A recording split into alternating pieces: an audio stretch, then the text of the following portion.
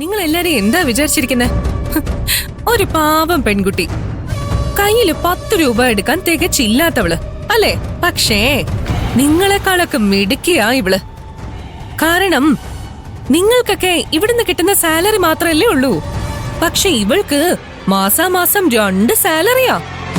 ഒന്ന് ഈ ഗാർമെന്റ്സിൽ നിന്ന്, മറ്റൊന്ന് ഈ ഗാർമെന്റ്സിന്റെ ഉടമയുടെ വീട്ടിൽ നിന്ന്. ഇവിടെ അടിച്ചു തളി, അവിടെ അടുക്കള പണി. മുതലാളിയുടെ വീടാണെന്നുള്ള പരിഗണനയൊന്നും ഇല്ല. ശമ്പളം കണക്ക് പറഞ്ഞു വാങ്ങിക്കും. ഡബിൾ കാശ് ഉണ്ടാക്കുന്നത് മാത്രമല്ല ഇവളുടെ മിടുക്ക്.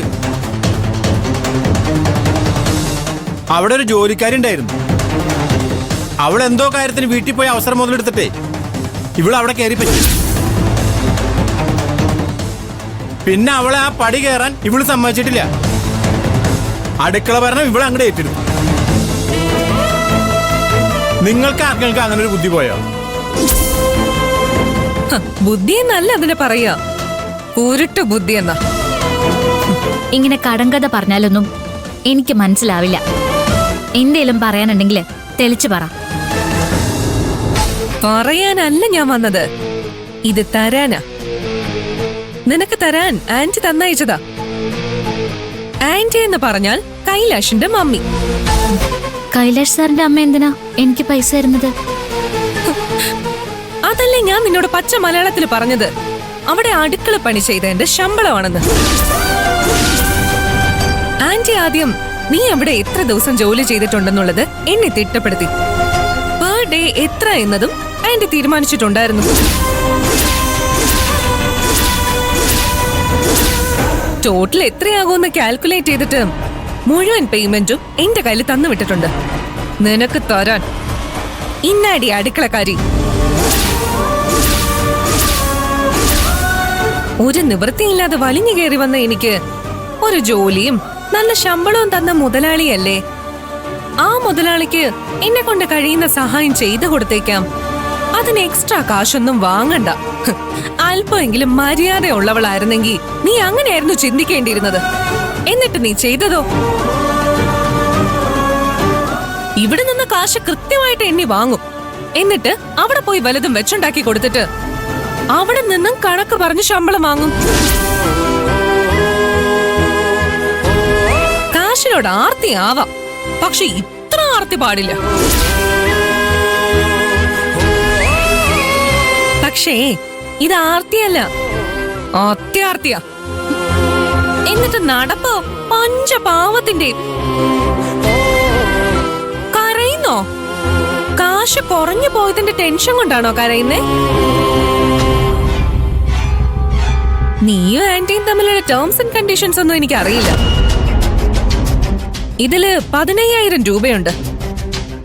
വൈകുന്നേരം 2-2.5 മണിക്കൂർ മെനക്കെടുന്നതിന് 15,000 രൂപ പോരെ? എന്നിട്ടും കരയുന്നു. ഇവൾക്ക് അത്യാർത്തിയാണെന്ന് ഞാൻ പറഞ്ഞതിൽ എന്തെങ്കിലും തെറ്റുണ്ടോ? നിങ്ങൾ പറ. നിങ്ങളിൽ പലരും വർഷങ്ങളായിട്ട് ഇവിടെ ജോലി ചെയ്യുന്നവരാ. എന്നിട്ട് നിങ്ങൾക്കാർക്കും ഇങ്ങനൊരു ബുദ്ധി പോയില്ലല്ലോ. ഇവൾക്ക് കുരുട്ട് ബുദ്ധിയാണെന്ന് മുക്ത മാഡം പറഞ്ഞത് 100% ശരിയാ. ഈ സ്ഥാപനത്തിൽ വന്നു കയറി ഉടനെ കൈലാഷ് സാറ് PK സാറിന്റെയും സീതാ മാഡത്തിന്റെയും വീക്ക്നെസ് ആണെന്ന് ഇവൾക്ക് മനസ്സിലായി. എന്നിട്ട് ഓരോ തക്കട തരികട കാണിച്ച് കൈലാഷ് സാറിന്റെ ഗുഡ് ബുക്കിൽ കയറിപ്പറ്റി. എന്നിട്ട് ഇവിടെ പാർവതി മതിയെന്ന് കൈലാഷിനെ കൊണ്ട് ഇവളങ്ങോട്ട് പറയിപ്പിച്ചു. അതോടെ ശമ്പളം അങ്ങ് ഇരട്ടിയായി, ഇവിടെയും അവിടെയും. ഇതിനെ പച്ച മലയാളത്തില് കുരുട്ടുബുദ്ധി തന്നെ പേര്. ഇന്നാ പിടിക്ക്. ഈ പൈസക്ക് വേണ്ടിയല്ല ഞാൻ കൈലാഷ് സാറിന്റെ വീട്ടിലുള്ളവർക്ക് ആഹാരം ഉണ്ടാക്കി കൊടുത്തത്. അല്ല, കാശിനു വേണ്ടിയല്ല. നീ അവിടെ പോയി മലമറിച്ചത് പുണ്യം കിട്ടാനാ.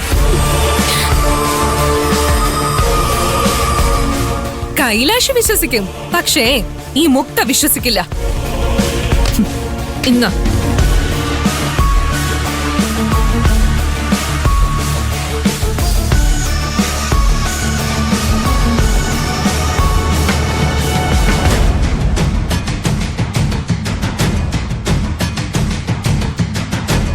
പാറു, മോശം ഫുഡ് കഴിച്ച് കൈലാഷ് സാറിന്റെ മമ്മിക്ക് അസുഖം വന്നോണ്ട് നീ സഹായിച്ചതല്ലേ?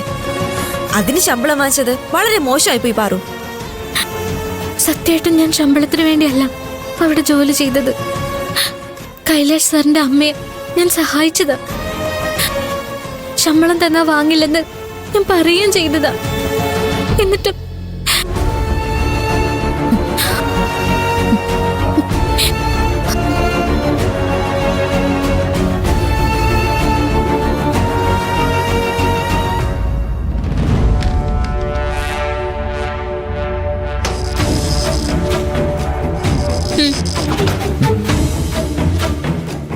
ഏതായി കാശ്? സാർ ഇത് വാങ്ങ. എന്തിന്? എനിക്കെന്തിനായി കാശ്? ഞാൻ സാറിന്റെ വീട്ടിൽ വന്ന് ജോലി ചെയ്തില്ലേ? സാറിനും സാറിന്റെ അമ്മയ്ക്കും PK സാറിനും ആഹാരം ഉണ്ടാക്കി തന്നില്ലേ? അതിന് എനിക്ക് കിട്ടിയ ശമ്പളമായത്. നീ എന്തേ പറയുന്നേ? വീട്ടിൽ വന്ന് ഞങ്ങളെ സഹായിച്ചതിന് നിനക്ക് ശമ്പളം തന്നോ? ആര്? മുക്ത ഇതെന്റെ കയ്യിൽ തന്നത്. കൈലാഷ് സാറിന്റെ അമ്മ തന്നയച്ചതാണെന്നാ എന്നോട് പറഞ്ഞത്. ഞാൻ സാറിന്റെ വീട്ടിൽ വന്ന് അടുക്കളപ്പണി ചെയ്തത് ഈ പണത്തിന് വേണ്ടിയല്ല. ഞാനിപ്പോ ഇവിടെ നിൽക്കുന്നില്ലേ, അത് സാറ് കാരണം. എന്നെ കൊല്ലാൻ വന്ന ഗുണ്ടകളിൽ നിന്നും സാറ് രക്ഷിച്ചോണ്ടാ ഞാൻ ഇപ്പോഴും ജീവനോടെ ഇവിടെ നിൽക്കുന്നത്. അതിന് ഞാൻ പ്രത്യുപകാരം ചെയ്തതാ. പക്ഷെ സാറിന്റെ അമ്മ എന്നെ വെറും അടുക്കളക്കാരിയാക്കി. ഞാൻ അവിടെ ജോലി ചെയ്ത ദിവസങ്ങൾ എണ്ണി കൃത്യമായിട്ട് ശമ്പളം കൊടുത്തയച്ചു. ഈ ഗാർമെന്റ്സിൽ നിന്ന് എന്നെ ഒരിക്കലും പടിയിറക്കി വിട്ടതാ. അച്ഛനും അമ്മയ്ക്കും ചേച്ചിക്കും ഒരുപാട് പ്രതീക്ഷകൾ നൽകിയിട്ടാ ഞാനിവിടെ ജോലിക്ക് വന്നത്. അതൊന്നും ചെയ്തു കൊടുക്കാൻ കഴിയാതെ വെറും കൈയോടെ തിരിച്ചു പോണ്ടി വന്നതിന്റെ സങ്കടത്തില് ബസ് കയറാൻ നിൽക്കുമ്പോ സാറ് അവിടെ വന്ന് എന്നെ തിരിച്ചു വിളിച്ചത്. സാറിനോട് അതിനുള്ള നന്ദി കാണിക്കാൻ വേണ്ടിയാ സാറിന് വേണ്ടതെല്ലാം ഞാൻ വെച്ചുണ്ടാക്കി തന്നത്. പക്ഷെ സാറിന്റെ അമ്മ അത് മനസ്സിലാക്കിയില്ല. കാശിന് വേണ്ടി ഒരേ സമയം അവിടെ ഇവിടെയും ജോലി ചെയ്യുന്ന അത്യാർത്ഥിക്കാരിയ സാറിന്റെ അമ്മയുടെ കണ്ണിൽ ഞാൻ. കരുണാകരൻ സാർ മുക്തയൊക്കെ എന്നെ പട്ടിക്കാട്ടുകാരിന്നാ വിളിക്കുക. പക്ഷെ ആ നാട്ടില് ജനിച്ചു വളർന്നത് എന്റെ ഭാഗ്യാണെന്ന് ഞാൻ വിശ്വസിക്കുന്നത്. ഒരാളൊരു സഹായം ചെയ്തു തന്നാ മരിക്കുന്നത് വരെ അത് മറക്കാൻ പാടില്ലെന്നാ ആ നാടെന്നെ പഠിപ്പിച്ചത്. നമ്മളോട് സ്നേഹം കാണിച്ചവരോട് തിരിച്ച് നമ്മൾ നന്ദി കാണിക്കണമെന്ന് ആ നാട് എന്നെ പഠിപ്പിച്ചത്. കള്ളി എന്ന് പറഞ്ഞ് കരുണാകരൻ സാറും മുക്തയും കൂടി ഇറക്കി വിട്ട എന്നെ സാറ് വന്ന് തിരിച്ചു വിളിച്ചപ്പോ എനിക്ക് തിരിച്ചു കിട്ടിയത് എന്റെ ജോലി മാത്രല്ല, നഷ്ടപ്പെട്ടു പോയ എന്റെ നല്ല പേരും കൂടിയാ. അതിന്റെ നന്ദി വാക്കുകൊണ്ട് പറഞ്ഞു തീർക്കാൻ കഴിയാത്തത് കൊണ്ടാ ഞാൻ സാറിന്റെ വീട്ടില് അടുക്കളക്കാരിയായത്. മുക്ത ഈ ശമ്പളക്കാശ് കയ്യിൽ വെച്ച് തന്നപ്പോ അന്ന് കരഞ്ഞതിനേക്കാളും ഞാൻ ഉറക്കെ കരഞ്ഞുപോയി എന്റെ മനസ്സില്. ഞാൻ അറിഞ്ഞില്ല പാറു, സത്യമായിട്ട് ഞാൻ അറിഞ്ഞിട്ടില്ല. അറിഞ്ഞിരുന്നെങ്കിൽ ഞാൻ സമ്മതിക്കായിരുന്നില്ല. പാറുവിന് ഓർമ്മയില്ലേ, ജോലിക്കാരിയായി വീട്ടിൽ നിൽക്കാൻ പറ്റുമെന്ന് മമ്മി പാറുവിനോട് ചോദിച്ചപ്പോ പറ്റില്ല എന്ന് പറഞ്ഞത് പാറുവല്ല, ഈ ഞാന്. കാരണം പാറുവിന് ഞാൻ എന്റെ മനസ്സിൽ കരുതിയിരിക്കുന്ന സ്ഥാനം ഒരടുക്കളക്കാരിയുടേതല്ല. സാറിനോട് എനിക്ക് പരാതിയില്ല, എനിക്ക് ആരോടും പരാതിയില്ല. സങ്കടമേ ഉള്ളൂ. ഇല്ലായ്മയുടെ നടുവില് ജനിച്ചു വളർന്നവള് തന്നെയാ ഞാൻ. വീട്ടില് കടവും കഷ്ടപ്പാടും ഒക്കെയുണ്ട്. സാറിന്റെ അമ്മ കൊടുത്തയച്ച ഈ പണം എനിക്ക് വലിയ തുകയാ.